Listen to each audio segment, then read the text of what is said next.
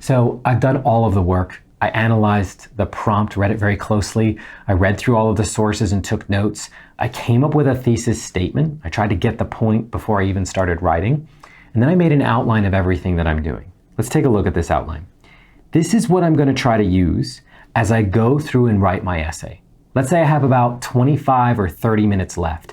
My job is to take this outline and bring it to life as a fully developed essay.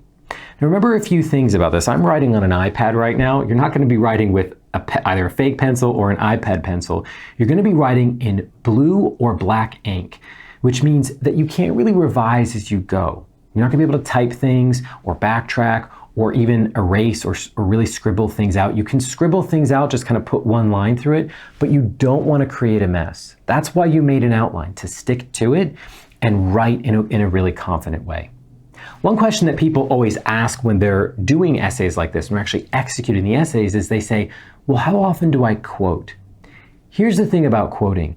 Your grader is going to have read hundreds of these essays before getting to yours, probably. And what that means is that they know the sources very well. They've read various quotes of them. They don't need to reread the passages in your handwriting. The more you're quoting other people, the less you're talking yourself. So here's what you do. Quote, but at a minimum. And quote only when you can't paraphrase. So I remember when we were going through the documents and I said in source A, here it is, in the third paragraph, a nation in decline looks to the past in a vain attempt to preserve what was once great. Preservation is what you do to dead butterflies. That's such a powerful expression that I can't really summarize it. Like, I'm not going to say source A argues that preservation is for dead butterflies, right? You might want to quote it and really bring out the author's statements. Other stuff in here I can probably just summarize. So that's what I'm going to do.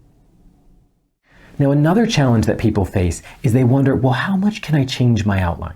Right? You've got your thesis statement, you have your outline. You could do something maybe like switch the order of 3 and 4. You could do other things where you're actively changing, certain elements of the outline. You want to give yourself some flexibility, but don't change your mind halfway through. There just isn't enough time, right? If you only have 25 minutes left to write, how are you going to rewrite the whole essay with 12 minutes left? So once you commit to the outline, commit to it and help develop that essay all the way. Final thing that we have to keep in mind as we're writing is this. What does the rubric say about those middle 4 points? I get a point for thesis, I get a point for sophistication, but what about the 4 points for evidence and commentary? Let's look at what it says.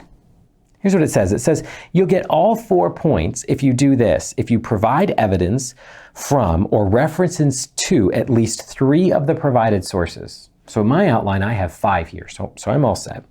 The evidence provided must be relevant to the thesis, not to a general topic about preservation, but to my thesis about the value of preservation.